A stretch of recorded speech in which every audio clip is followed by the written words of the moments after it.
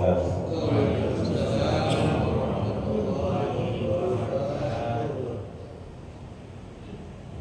Bismillahirrahmanirrahim. Alhamdulillahirabbil alamin. Allahumma shalli wa sallim ala sayyidina Muhammadin wa ala alihi wa sahbihi ajma'in, amma ba'du. Fa inna asdaqal hadisi kitabullah wa khairal hadi hadi sayyidina Muhammadin sallallahu alaihi wasallam wa syarrul umuri muhdatsatuha wa kullu muhdatsatin bid'ah wa kullu bid'atin dhalalah wa kullu dhalalatin finnar. Subhanaka la ilma lana illa ma 'allamtana innaka antal alimul hakim. Rabbi shrah li sadri wa yassir li amri wahlul 'uqdatam min lisani yafqahu qawli. Amin. Yang sama-sama kita hormati dan muliakan guru kita Ustaz Dr. Andes Haji Asman bin Haji Abdul Rahim, Ketua Masjid Al-Istiqomah Ustaz Haji Asmari bin Haji Abdul Rashid Siddiq, bapak-bapak, ibu-ibu, remaja, hadirin jamaah yang dimuliakan oleh Allah. Alhamdulillah, sama-sama telah kita laksanakan kewajiban kita sholat subuh, dikerjakan secara berjamaah dan dilanjutkan dengan hadir di majelis ilmu. Mudah-mudahan rangkaian ibadah ini diterima dan dilipat gandakan pahalanya oleh Allah Subhanahu wa taala. Melanjutkan bacaan kita, bismillahirrahmanirrahim. Qala al-muallif rahimahullahu taala anhu, wal khuyala wal fakhru min awsafil mutakabbirin wal mutakabbiru muta'arridun la ayyat ba'allahu ala qalbihi kama qala ta'ala kadzalika yatba'allahu ala kulli qalbin mutakabbirin jabbar. Jamaah yang dimuliakan oleh Allah Subhanahu wa taala, lanjutkan kajian kita. Wal khuyala wal fahru min awsafil mutakabbirina. Sifat angkuh, tinggi hati dan berbangga-bangga merupakan bagian dari sifat-sifat orang yang sombong, orang yang takabur. Wal mutakabbiru, dan orang yang sombong itu muta'arridun la ayat Allahu ala qalbihi, akan berdampak Allah tutup hatinya dari cahaya kebenaran, cahaya hidayah. Kama qala ta'ala, sebagaimana firman Allah Subhanahu wa ta'ala, kadzalika yatba'allahu ala kulli qalbin mutakabbirin jabbar. Demikianlah Allah tutup setiap hati orang-orang yang tinggi hati, orang-orang yang sombong.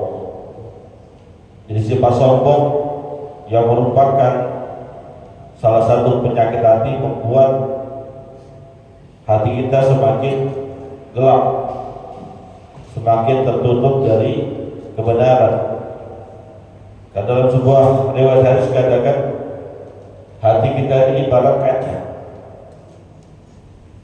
Kalau ada perbuatan jelek, sifat buruk nempel di hati, itu bagaikan satu titik.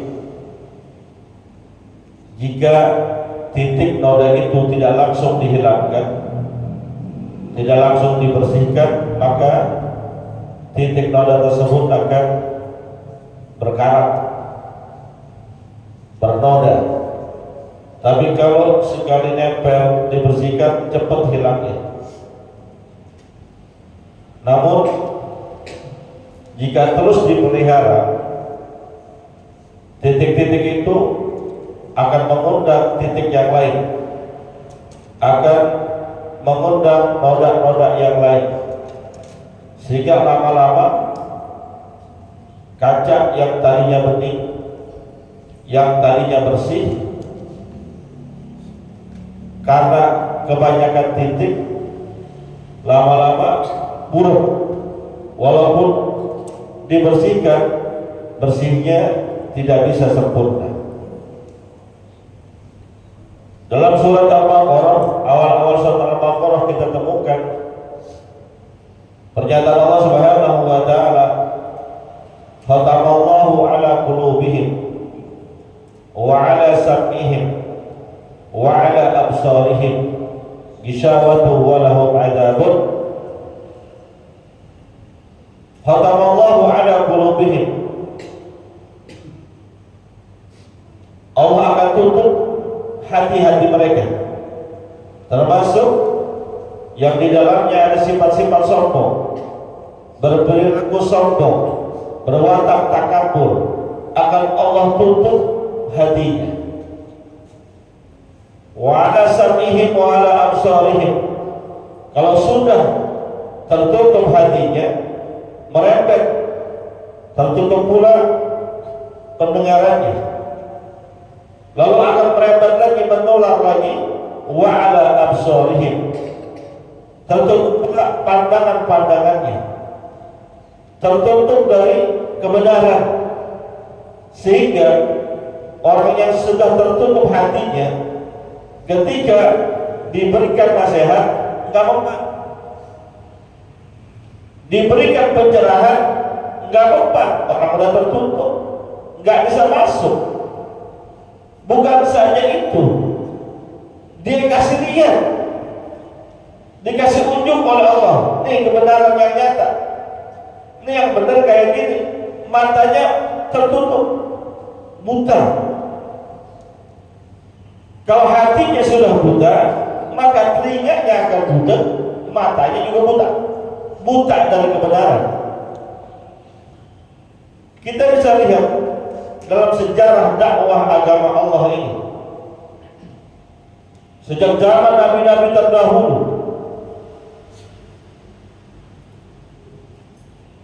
tatkala ada kaumnya Nabi Saleh, salah seorang nabi terdahulu, diberikan pencerahan, diajak dakwah untuk meninggalkan agama penyembah berhala, bertauhid kepada Allah Subhanahu wa taala. Mereka menolak, bahkan menantang kepada Nabi Saleh. Wahai Saleh, kami tidak akan percaya kepada ajaran yang kau bawa. Kami tidak mau dengerin dakwah yang kamu serukan sebelum kamu bisa mengeluarkan mukjizat dari Tuhanmu, berupa keluarkan dari batu yang besar itu seekor onta. Permintaannya tidak masuk akal. Sebetulnya itu adalah permintaan supaya dia memiliki alasan untuk tidak mendengarkan dakwahnya Nabi Saleh. Namun karena memang Nabi Saleh adalah Nabi, Allah berikan mukjizat dengan izin Allah, dari batu yang besar itu keluar unta. Gak masuk akal. Tapi memang salah satu mukjizat yang Allah berikan kepada para nabi itu untuk melemahkan argumentasi orang-orang yang menentang ajaran tauhid. Keluar unta dengan izin Allah. Kalau hatinya terbuka, kalau matanya terbuka, pendengarannya terbuka dari hidayah Allah, melihat yang kayak gitu, percaya, sami'na wa ata'na. Karena yang bisa mengeluarkan itu bukan orang sembarangan, pasti orang pilihan Allah. Namun yang terjadi apa? Mereka yang minta dikeluarkan unta dari sebuah batu yang besar, mereka pula yang menolak. Bahkan unta itu, kata Nabi Saleh, jagain nih unta, pelihara, kasih minum, kasih makan.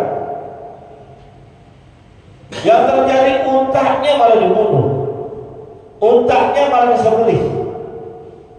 Istihzaan, mereka menghina ajaran Nabi Saleh. Kenapa? Khatamallahu ala qulubihim Allah udah tutup hatinya, udah tertutup hatinya. Mau dibilangin bagaimana ke? Mau gape kepentok. Orang kalau udah dibilangin udah, dinasihatin udah, diomelin udah, kepentok masih begitu juga. Khatamallahu ala qulubihim, udah Allah tutup tuh hati. Lihat Fir'aun laknatullah alaih, memiliki banyak tukang sihir, menantang Nabiullah Musa alaihi salatu wassalam. Bahkan diadu Nabiullah Musa dengan para tukang sihir Fir'aun. Mau dibunuh, dilemparkanlah tali-tali oleh para tukang sihir Fir'aun, yang kemudian tali-tali itu berubah menjadi ular-ular yang kecil, bergerak maju menyerang Nabiullah Musa alaihi salatu wassalam. Saat itu Allah perintahkan Nabiullah Musa untuk melemparkan tongkatnya. Yang terjadi setelah itu, tongkat Nabiullah Musa berubah menjadi ular yang lebih besar daripada ular-ularnya para penyihir Fir'aun. Akhirnya ular-ular penyihir Fir'aun yang banyak itu habis satu persatu dimakan oleh ularnya Nabi Musa yang merupakan mukjizat dari Allah Subhanahu wa taala ketika dilemparkan tongkatnya. Kalau Fir'aun hatinya terbuka, matanya terbuka, telinganya terbuka, melihat kayak gitu, mengaku kalah, langsung aman Nabi Rabbi Musa wa Harun. Iya, saya kalah, saya nyerah, saya percaya kepada Tuhan Nabiullah Musa dan Nabiullah Harun. Tapi enggak, dia lihat di depan mata sihirnya kalah. Bukannya mengaku kalah, dia berkata, hada sihrun mubin. Ini mah sihirnya Nabiullah Musa aja ini. Tukang sihir saya kalah dengan sihirnya Nabiullah Musa. Musa bukan nabi, dia hanya tukang sihir. Kemudian orang kalau udah ketutup hatinya, mau dia apain juga nggak bisa dia apa-apain.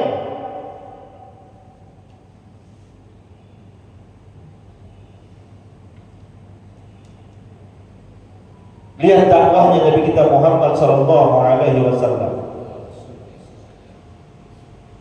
Zaman Nabi Muhammad itu banyak penyair-penyair, tukang-tukang syair, membuat gubahan-gubahan kalimat-kalimat menjadi untayan yang sangat indah. Lalu Allah turunkan Al-Quran sebagai mukjizat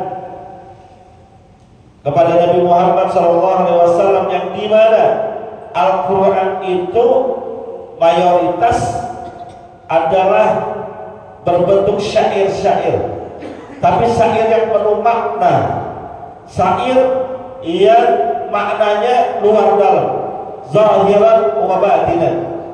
Kalau para penyair Arab membuat syair itu cuma untuk dunia doang, puji-pujian terhadap benda atau menggambarkan panorama-panorama alam yang indah. Namun Al-Quran walaupun berbentuk syair, di dalamnya banyak mengandung muatan-muatan hikmah. Itu ahli-ahli syair bangsa Arab ditantang oleh Al-Quran.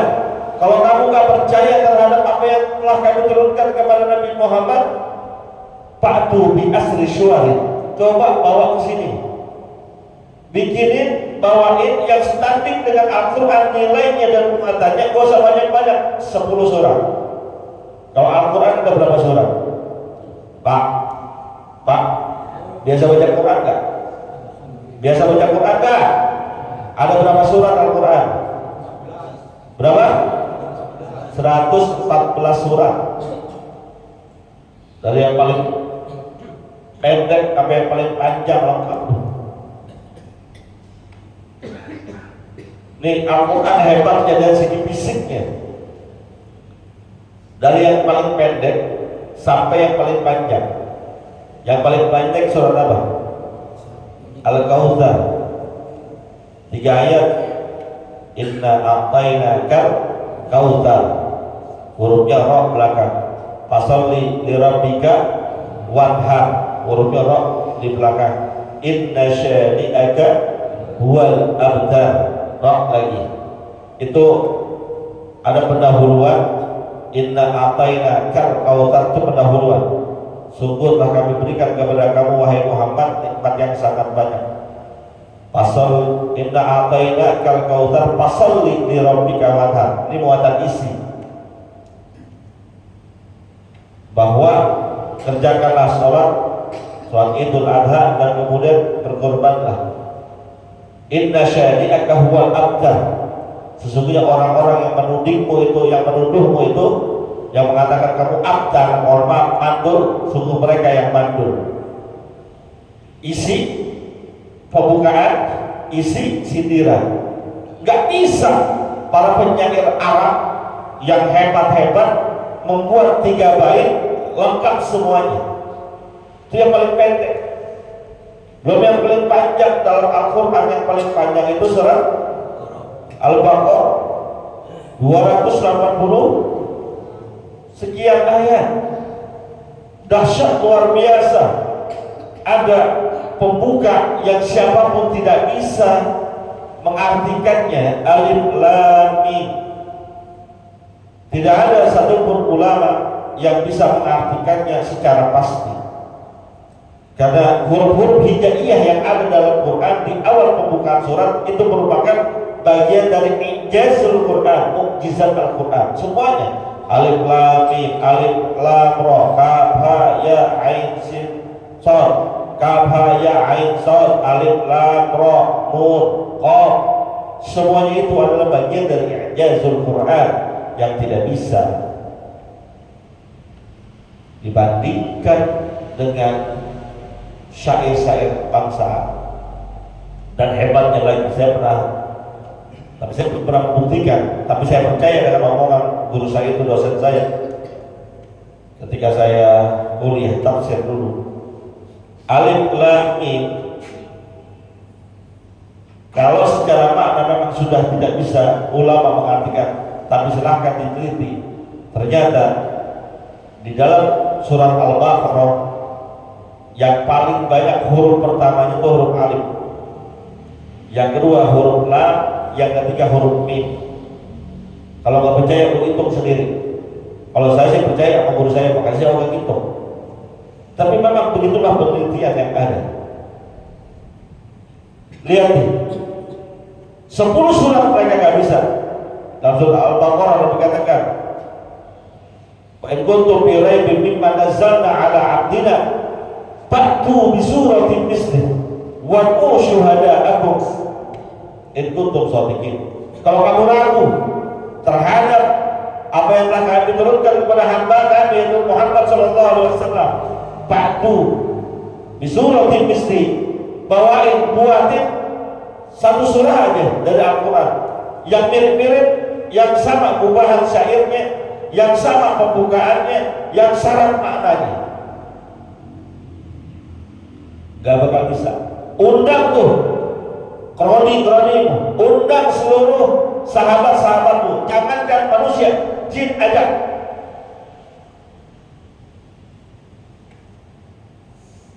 Qul la in ta'amatul insu wal jinnu ala ayatu bi mithli hadzal Qur'an la ya'tuna bi mislihi walau kana ba'duhum li ba'din dhahira. Ini Allah yang bilang, seandainya manusia, jin bersatu padu, gabung koalisi untuk membuat satu surah yang mirip dengan Al-Quran, la ya'tuna bi mislihi, pasti mereka gak bakal bisa. Allah yang bilang, walau kana ba'duhum li ba'din zahira, sekalinya pun satu dengan yang lainnya saling bantu, saling dukung, enggak bakal bisa. Udah tahu mereka gak bakal bisa, jelas mereka gak bakal mampu. Nabi udah tantang 10 surat gak bisa, 1 surat gak bisa.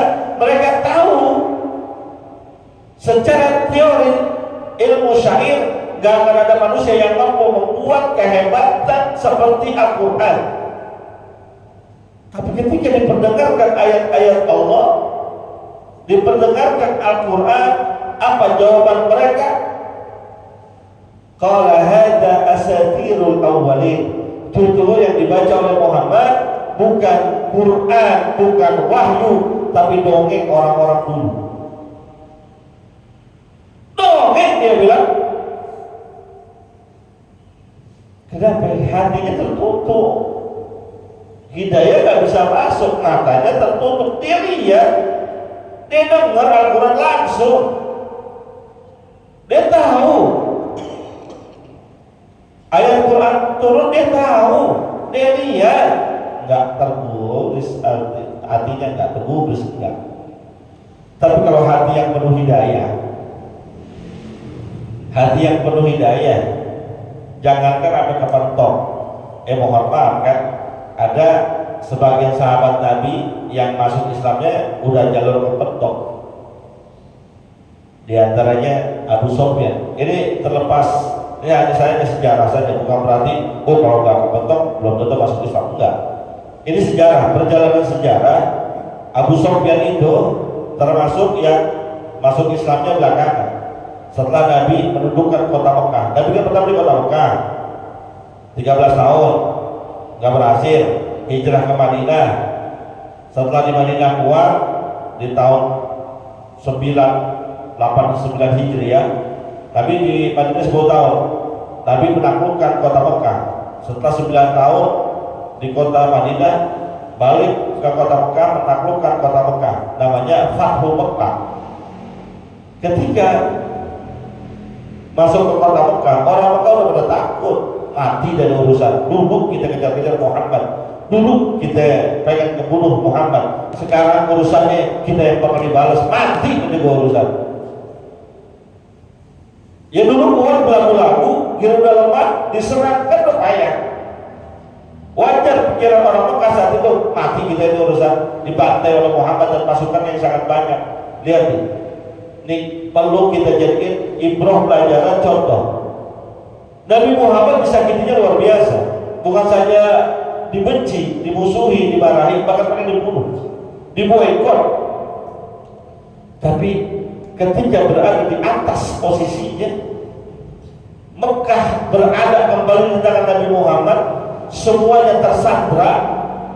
Kalau kita yang jadi Nabi, beresin di lapangan, pegel semuanya tuh. Tuh apalagi dia tuh tukang nyambung orang, tuh dia tukang jemur orang, tuh dia tukang nyambitin orang, kita tuh. Betul gak? Saya juga gitu. Gue disakitin. Ibaratnya misalnya gue disakitin, dikecewain, dimarahin. Pas gue udah jaya, ini bikin susah nih, bikin susah. Tuh kita tuh. Tapi Nabi enggak. Ketika bangsa Mekah sudah takut begitu luar biasa, apa kata Nabi Muhammad? Idhabu fa'innakum tulaqa. Udah semua, pergi semua, kalian bebas. Kecuali yang memberikan perlawanan. Yang masuk Masjidil Haram bebas, yang masuk ke rumah Abu Sufyan bebas. Dia tuh Nabi. Abu Sufyan jahatnya kepada Nabi luar biasa. Salah satu penyebab perang Badar, pertama kali umat Islam berperang itu Abu Sufyan tuh yang kira ngandung yang kakak-kakak. Perang terjadi. Tapi Nabi Muhammad justru angkat derajatnya Abu Sufyan. Yang masuk ke rumah Abu Sufyan selamat. Saat itu Abu Sufyan belum masuk Islam. Udah pepet-pepet beliau baru masuk Islam. Ini sahabat Nabi, ada yang masuk Islam, dia pepet-pepet. Tapi lihat, saya menceritakan bagaimana orang yang di dalam hatinya bersih, gampang masuk hidayah. Umar bin Khattab radhiyallahu taala anhu, galak luar biasa, serem dia, pengen bunuh Nabi, nggak tahu, pengen bunuh Nabi, kemana-mana bawa pedang, ketemu Nabi, gua hajar, ketemu Muhammad, saya bunuh pedangnya, saya tembak sebatang lehernya. Pengen bunuh Nabi. Tapi Allah selamatkan Nabi Muhammad sampai ketika bertemu banyak orang di jalanan. Orang pada berkata, wahai Umar bin Khattab, ngapain? Saya mau cari Muhammad, lalu udah ketemu mau ngapain? Saya akan bunuh Muhammad karena telah menghancurkan ajaran nenek moyang kita menyembah berhala. Apa kata orang? Ya, Muhammad mau cari-cari. Emang apa? Tuh ada yang sendiri udah jadi pengikut Muhammad. Ini bahasanya orang kita nih. Kalau bahasa kita nggak begitu, enggak. Tuh ada lu tuh urusin, kenapa? Dia juga ikut ajaran Muhammad, lagu lu. Dengar kayak gitu marah dia. Bergegas ke rumah adiknya.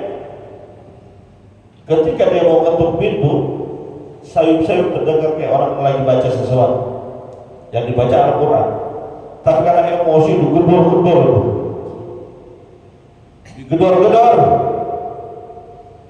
Rumahnya adiknya Umar bin Khattab, setelah dibuka dia masuk ke dalam tanpa basa-basi. Dilihat adiknya lagi baca Quran. Melihat itu Umar bin Khattab awalnya marah. Dipukul itu suami dari adiknya, lalu didorong dia punya adik sampai lembaran-lembaran Quran yang sedang dibaca oleh adiknya berhamburan. Dulu Quran nggak kayak begitu, udah terjilid, masih berupa tulisan-tulisan yang berserakan. Ada yang ditulang, ada yang dipelepahkan kurma, ada yang dikulit kambing. Belum ada kertas seperti sekarang, belum ada. Melihat itu, ini lagi baca Quran, didorong jatuh, ditanya itu apaan? Ini adalah ayat Quran wahyu yang turun kepada Nabi Muhammad. Lihat orang memang hatinya bersih, yang Allah nggak tutup hatinya, walaupun galak, walaupun dia juga berhak. Disuruh baca itu. Umar bin Khattab bukan nggak bisa baca, bisa, karena beliau termasuk salah seorang sahabat Nabi yang pintar. Disuruh baca adanya surah Toha. Toha ma anzalna 'alaikal qur'ana litashqa illa tadhkiratan liman yasha. Terus sampai 20 ayat. Dengar itu tuh. Bukan dengan ceramahnya Nabi, bukan. Bukan dengan nasihatnya Nabi, bukan. Dia dengar ayat Quran yang dibaca oleh adiknya, merupakan wahyu yang turun kepada Nabi Muhammad SAW. Bergetar dia punya tangannya, lesu lebah dia terduduk sambil berkata, di mana Muhammad? Kata adanya, mau ngapain nyari Nabi Muhammad SAW? Kalau engkau nyari Nabi Muhammad cuma ingin menyakitinya, ingin membunuhnya, lebih baik matiin kami, bunuh kami duluan daripada Nabi Muhammad. Luar biasa. Enggak, saya gak mau nyakitin, saya gak mau ngebunuh, saya pengen bertemu dengan beliau dan ingin bersyahadat di hadapannya. Mendengar pengen bersyahadat, dikasih tahu kalau mau tahu Nabi Muhammad di mana, silakan pergi ke rumah Al-Arqam bin Abil Arqam. Akhirnya Umar bin Khattab radhiyallahu taala anhu masuk Islam di hadapan Nabi. Berkat apa? Berkat ada hidayah yang masuk ke hatinya. Belum ketutup. Kalau udah ketutup di depan mata, dia kagak dengerin. Di depan mata dia nggak bisa berubah. Tuh. Mudah-mudahan Allah Subhanahu wa taala jangan tutup hati kita dari kebenaran. Al-Fatihah.